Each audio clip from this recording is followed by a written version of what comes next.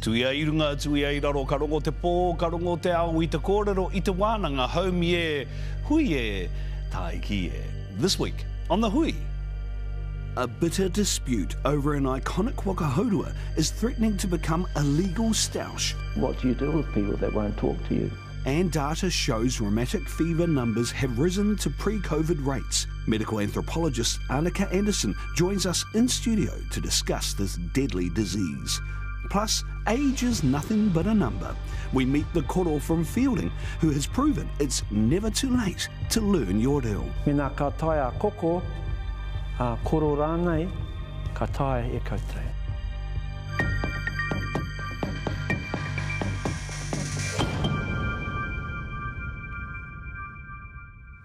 Ngā mate o te wā e piki ki runga I ngā waka wairua o koutou mātua tūpuna I te pōhara mai. Haere, tātou e hāpai ake ana I ngā manako o rātou māti he wa mauri ora kia tātou katoa, and welcome back to The Hui. The Waka Haurua Te Reo was created as a celebration of Māori and Polynesian sea voyaging history. A dream brought to life by Gisborne-based Waka Haurua expert Aturangi Nepia Clamp. But this waka is now caught in stormy waters, with concerns about its management and upkeep. Mea nei te purongo, a John Boynton. An iconic waka haurua, bringing traditional sea voyaging mā tauranga to Te Reo. It began with a desire to do something in my lifetime to enhance waka voyaging. Now the subject of a bitter dispute.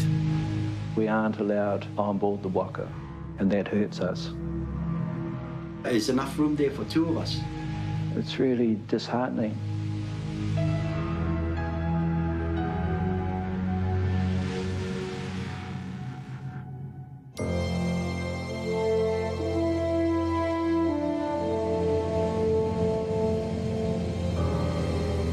It was a dream that began 33 years ago with this waka prow. So the dream was always to bring waka haurua here to Te Reo. Oh, absolutely, absolutely. That was a very strong dream of mine. When I was carving this, the ancestors gave me that dream and pretty much told me that's what you got to do, boy. So that's what I did. When you look at this tauihu, what does it represent for you? It's a powerful statement of our voyaging ancestors, what they were able to achieve, exploring, discovering and settling the largest ocean in the world. The waka haurua or double-hulled canoe is at the centre of Polynesian migration. They would travel from Aotearoa back to the Pacific, and it was just like their normal route. Te Aturangi is a waka haurua navigator and builder. This was their highway back to the Pacific. In 1992, he was a crew member on the waka haurua Te Reo. Led by the esteemed waka navigator Sir Heck Busby, they sailed from Aotearoa to Rarotonga. A voyage which reignited traditional Polynesian navigation. Then, at the dawn of the millennium, he led a waka flotilla here in Te Reo. We had 22 waka being sailed and paddled out of the sunrise, and that image went worldwide to 1.6 billion people. But he could never shake the dream his ancestors first gave to him. A desire to enhance waka voyaging. What Aturangi has always had really, he had the passion. And when he spoke to us about it, you could feel his passion coming through. That's why there was never any hesitation in giving him the support. In 2011, Te Aturangi started to put together his plan to build a waka haurua for the people of Te Reo. It's important to remember that you can't do anything by yourself. People need each other in order to make something happen. Together with his supporters, Te Aturangi formed the Te Reo Voyaging Trust.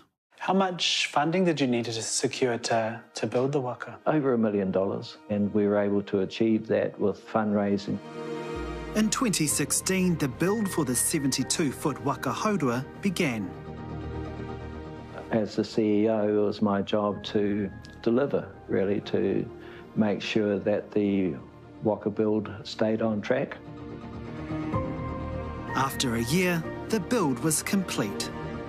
The highlight of any waka is seeing it coming down the skids, seeing it entering the water. And in 2017, that vision came to life when the Waka Haurua Te Reo first sailed into the waters of Turanganui, Akiwa.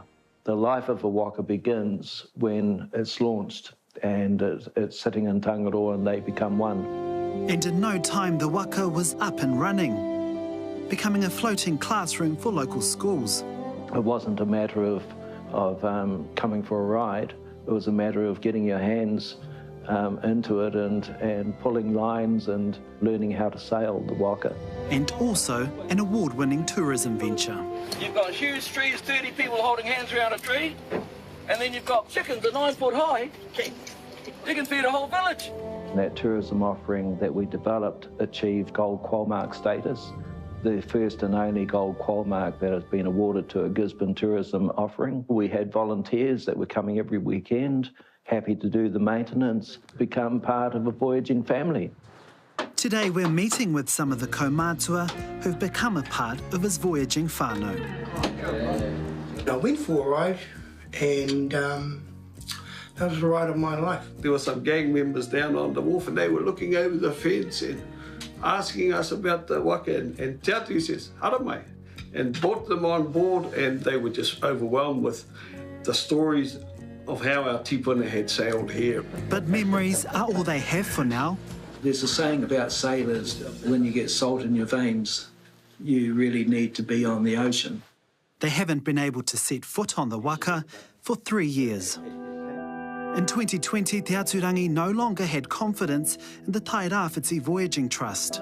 I disagreed with the way that the trust was being operated, just with a very narrow focus on school education. It's for all people of the Tai Rāwhiti who are interested in this kaupapa. He stepped down from his role as chief executive. Te Aturangi says since he left the trust, he hardly ever sees Te Tai Rāwhiti out on the water. Instead, it spends most of its time sitting in a marina. There's a whole lot of people that are waiting for the opportunity to get on the waka. Te Aturangi, along with former crew members and kaumātua, set up another trust, the Waka Voyaging Trust. Although they have no rights in the Waka Haurua, they hoped to work together with the Tai Rāwhiti Voyaging Trust, who still retain full ownership.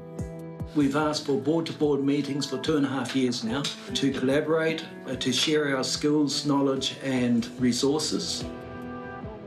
But Te Aturangi says all requests to meet have been ignored. Koe rā te tikanga o te Māori, kanohi ki te kanohi, whakatakato ngā āwangawanga I runga tēpu, ana, me kōrero, tahi tātou. Every month for 2.5 years, I've hosted this kōrero, and enough is enough as far as I'm concerned. People in the community just can't believe it. They can't believe that a Māori crew aren't allowed on a Māori waka. Ko Sierra Nevadas, tōku maunga. Since Te Aturangi left, there's been a number of overseas skippers on the waka. It was being operated by a Spanish skipper. Tai Rāwhiti Voyaging Trust have passed over 3 or 4 Māori skippers that we have available. This is a Māori kaupapa. Some have said to me, well, maybe it's a modern-day version of colonisation. I don't know, is it? I can see, just from here, I can see different parts of the waka that need maintenance. Today, Te Aturangi and his former crew are visiting Tai Rāwhiti at its berth at Gisborne Marina. You know, it breaks your heart to see a waka that we've really spent a lot of time and energy and wairua just being neglected like this. So you can see the mast needs sanding and varnishing. Te Aturangi says they've volunteered to maintain the waka for free. You can see various parts of the waka that clearly are standing out as being damaged and weather beaten and not maintained. It's shameful. We've put so much love into our waka. The Waka Voyaging Trust has sought legal advice to gain access to the waka. And we didn't want to, but what do you do with people that won't talk to you? Does it feel disrespectful? To our waka, yes, most definitely. We've sought an interview with the Tairāwhiti Voyaging Trust in response to the concerns raised by Te Aturangi and the Waka Voyaging Trust. However, they've declined to be interviewed, nor have they provided any statement to us. In response to a legal claim made by the Waka Voyaging Trust, they say as a community-funded organisation, they are aware of its responsibility to use funds to benefit the community as directly as possible. Its trustees are confident they are acting within the legal and moral obligations of its stakeholders. A lengthy court battle could be on the cards. If Tairāwhiti Voyaging Trust are viewing this, meet with us, please. Let's come up with a plan to get our Waka Haurua kaupapa back online. A waka which came to life from the dreams of his ancestors. It's about the kaupapa, which is bigger than all of us, and we have to keep that in mind. This was started with our ancestors. We're simply just carrying it on.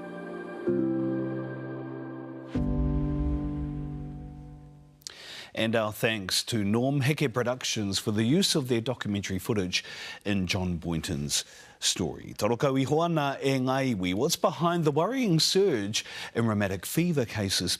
I'll be joined in studio by Dr. Annika Anderson to find out why it's a disease that hits Māori hard.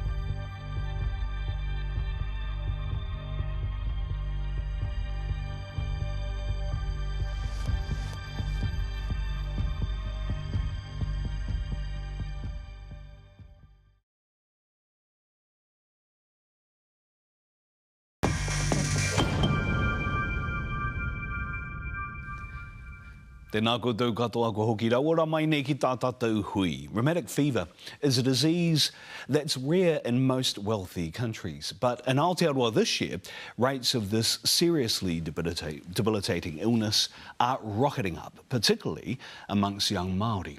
Dr. Annika Anderson, Heuri no Kaitahu no Kāti Mamoe, is a senior lecturer at the University of Auckland and specialises in Māori health and joins me now. Te tākuta tēnā koe. Tēnā koe. Thank you so much for your time. OK, give us the numbers. How badly have cases of rheumatic fever risen this year? Kia ora, Julian. It's a bit pōri really. We've got 85 cases that have been reported from ESR in the last 6 months. So that was from January to June this year. How does that compare to last year or in the most recent? Well, we had 38 cases all of last year, and these 85 are just for the last 6 months. So we're not tracking well at all. What is the cause for this rise in numbers? Yep. Oh, it's complicated. I wish I could just say, you know what, it's due to this. But I think ultimately we've got a number of intersecting inequities for Māori and Pasifika. We look at rheumatic fever, we've got a cost of living crisis, we've got a housing issue in Aotearoa, New Zealand, we've got huge issues with accessing primary health care. And I think underlying all of this, we've got this systemic racism for Māori and Pasifika that's impacting living, that's impacting income, that's impacting quality housing, education, and all of this is coming together at the moment. And we're seeing this quite prominently with a number of health outcomes, including rheumatic fever. So you would have heard some political parties who do not support the idea of prioritising Māori, Pasifika over the rest of Aotearoa, if I can put it in those ways. And obviously I'm paraphrasing there. So what's your response to that? Can we deal with this rise in numbers if we don't prioritise? If we don't prioritise, we're going to see those numbers increase. And I'd say that attitudes like that is what's killing our tamariki and our rangatahi. I mean, the reality is a one size does not fit all. We've got a colonial designed healthcare system at the moment that's not working for Māori. We saw that with COVID. Once we get Māori providers working with Māori communities, we saw a difference, and we'll see that with rheumatic fever. So we have to have Māori-led initiatives for Māori, and I imagine for Pasifika too. This one health for everyone, I think, is just blatant racism, because we know that one health here is for Pākehā, and that's not going to benefit our mokopuna. You mentioned COVID. What impact, if any, has COVID had on the rise in rheumatic fever cases now? Yeah, it's really hard to tell that, because what we didn't see through COVID was whānau being able to present, say, to school health systems where they get their throat swabbed because tamariki weren't at school. And with the differential diagnosis, if you had a sore throat, you had a COVID test, you didn't have a swab that could see whether you had strep or not, which is a precursor to rheumatic fever. So I think we're getting delayed presentation and access to healthcare through COVID, and we were expecting perhaps to have a little bit of a rise from that. But in saying that, we're also not getting tamariki at school where there could be transmission, and we also had masking up and washing hands. So it's quite complex to actually find out what was happening through COVID on rheumatic fever. Okay, what are, or where are the communities, the hotspot communities for rheumatic fever? Yes, sadly, when we look at the numbers, over half the numbers are in Tamaki Makaurau here in Auckland, and particularly in counties Manukau. And we've seen that historically has been very strong. The latest data is also showing that Wellington is very high at the moment, highest rates in what we've seen. Also for Waka and Bay of Plenty. High Māori population numbers, high Pasifika population numbers. Can I come back to the point that you made earlier? And you made a direct challenge, I think, to politicians here. Aye. About their approach in terms of their health policy and dealing with issues like this. Can we deal with this issue in the way in which we've seen a political response to other issues, actually? Yeah, well, I think the way we deal with health really shows where our values and priorities lie. I think if we had a whole lot of Pākehā children in Remuera dying of an infectious disease, we'd see huge political campaigns and resourcing into it. But we're not dealing with that. We're dealing with Māori and Pasifika tamariki.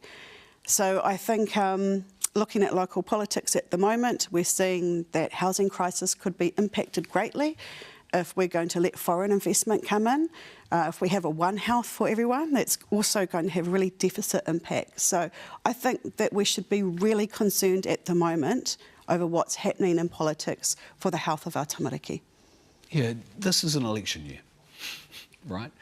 And it seems to be that cost of living is the main issue here.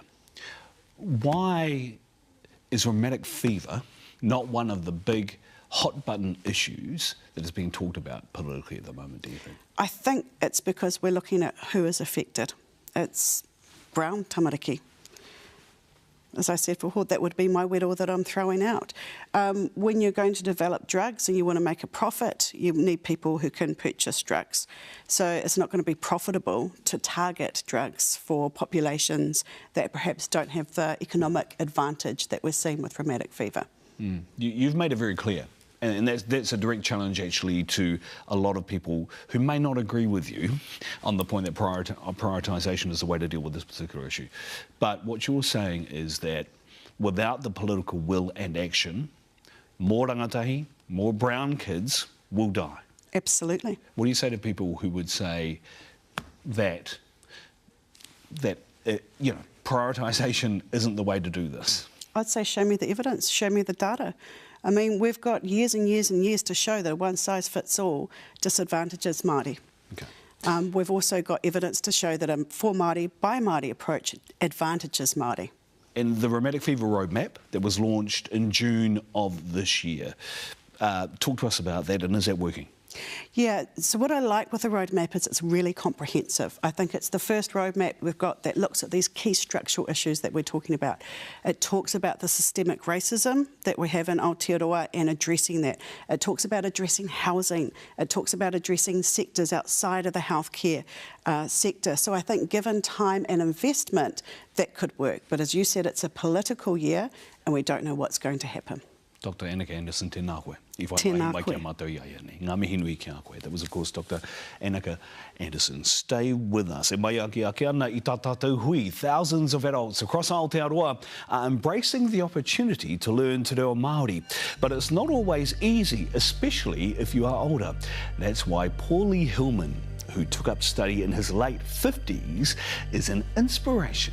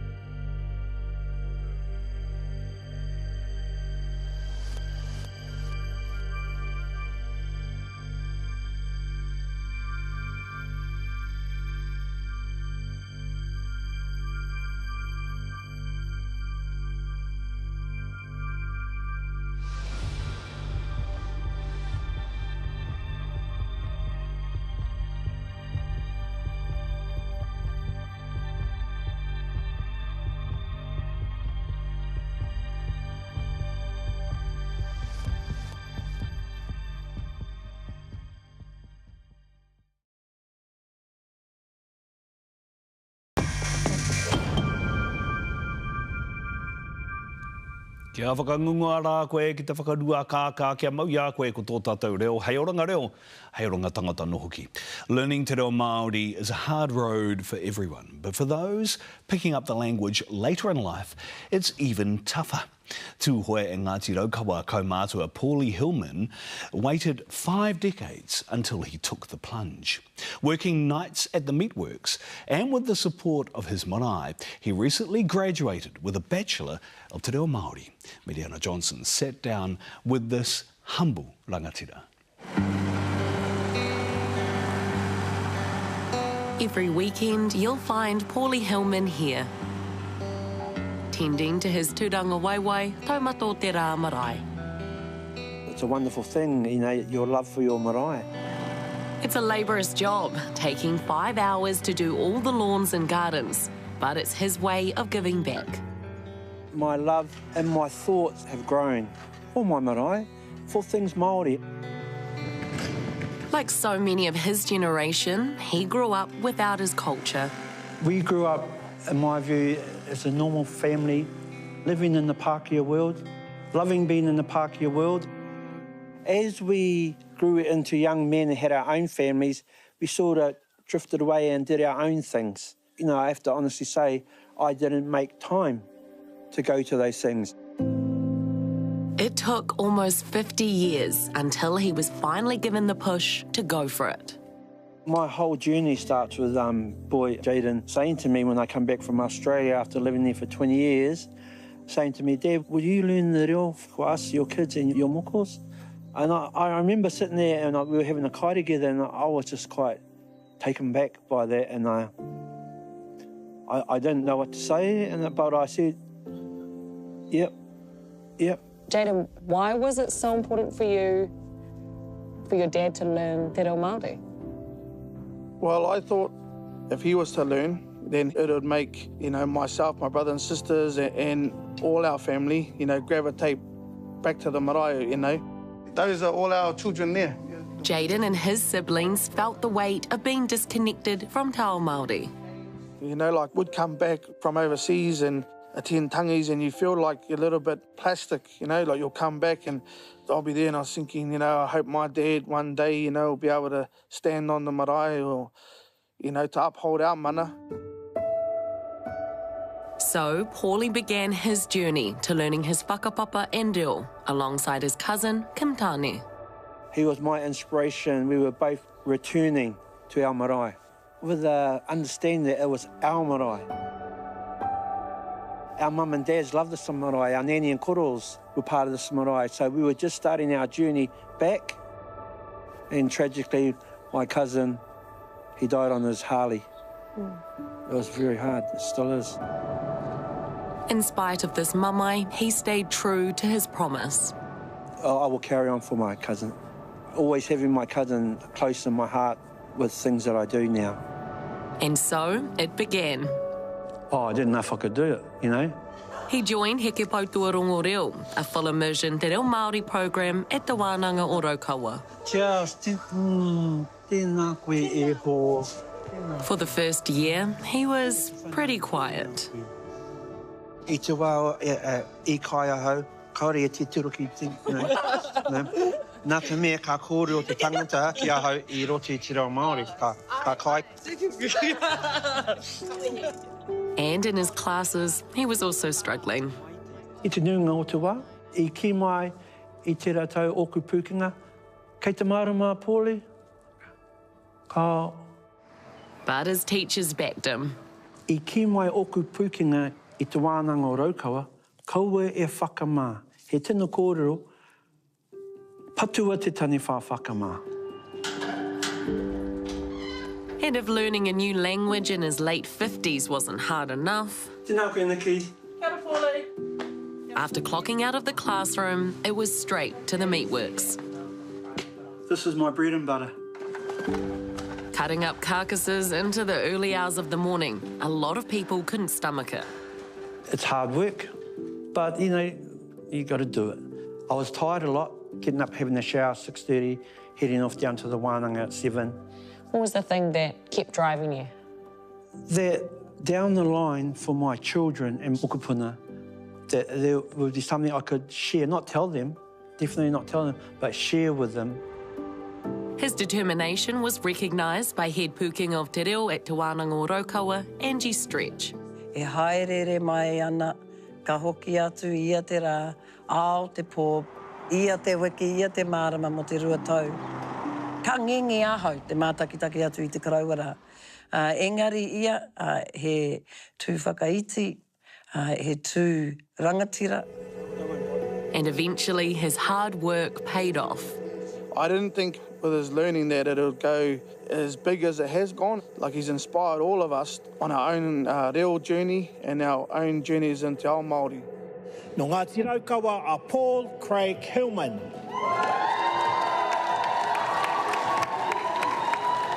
He's given our family more mana. Engari, he haerenga mutunga kore. This is a journey with no end. My journey's just started. You know, aha ko he karaua hau, you know. Ono te kau mā tahi o kutau, he pēpe hau I roto I te reo Māori, me ona tikanga.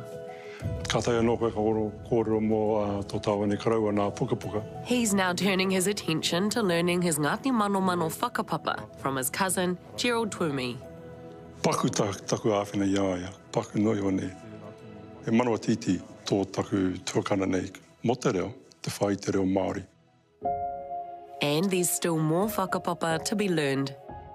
There's a whole new world on my father's side. So it's another journey, a massive journey. Kei te hia kai koe, Kel? He's leading by example and laying down the wero for his mokopuna. Me nā ka tae a koko, a koro rānei, ka tae e koutou. E kara e pōli tēnā koe e whakawhitiwhita ake ana I te oranga tunutanga o tō tātou reo. Coming up next week on The Hui. He kaupapa I tīmata he whātakau tau ki muri. Tēnō pirangi ana te Māori o taua wā ki te noho Māori, ki te tū Māori. Nā re hia kai ana rātou mo I nā mātara. Ko te whare tū taua, he wāhi ako I ngā āhuatanga o te maurākau. Mahi tahi au me ngā toa maurākau o te arawa o te nōtā, o te taira awhiti me rātu wai. I ako tātau I a tātau. Ko ngā pāwana tuairangi, ngā karono tuainaku, ngā karo taua pāwa haere, ngā te tino kai o te whare tū taua. Hoena, I te mutunga iho, ko te whare tū taua he matapihi ki te ao Māori. Engari ka tai ki roto, ka tahi ka whāngai atu tō rātou reo, tikanga, whakapapa, mihi whai kōrero. He mātauranga nō nā mata, e ora tunu nei kei ngā rā o ana mata. You'll find links to our stories on our social media platforms, Facebook, YouTube, or at newshub.co.nz. Kia mau, ki te tūranga o taputapu a te haumi e, hui e, tā iki e.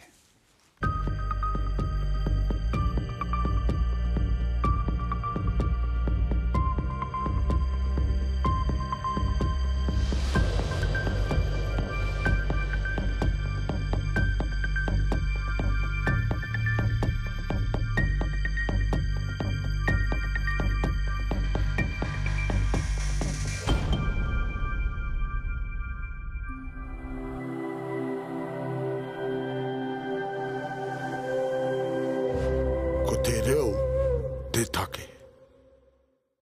Nā te puna whakatongarewa, te hui, I tautoko.